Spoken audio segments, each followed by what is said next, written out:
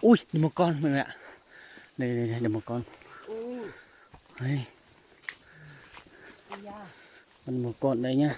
Đây cho mọi người xem. Bãi này của mình được một con rồi nhá.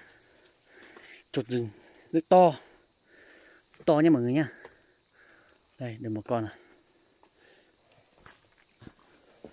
Đây, giờ mình sẽ tháo ra cho thằng em nó sẽ tháo ra.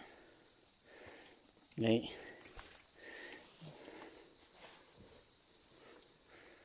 Chắc phải chuyện đi chỗ khác rồi nhỉ.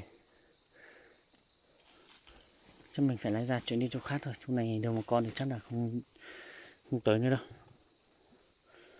Mình sẽ chuyện sang chỗ khác nha mọi người nhá. Như thế này là được con này chắc là không ra nữa rồi. Mình phải đi tìm cái chỗ đường mới. Đấy mọi người nhé, cho mọi người xem cái tiếp theo của mình nhé. Đấy nha mọi người nhé. Đây quá trình thu thảo của mấy năm mùa đây nha mọi người nha, cho mọi người xem. Đây nha. Đây. Đây nha. Thảo quả có quả dưới gốc nha mọi người nha, cho mọi người xem đây. Đây. Rất nhiều luôn nha mọi người nha.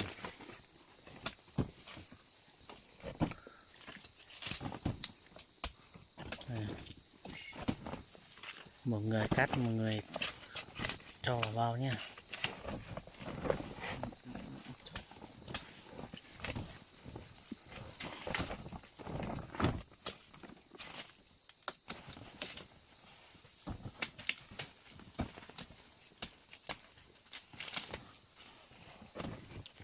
Đây nhá.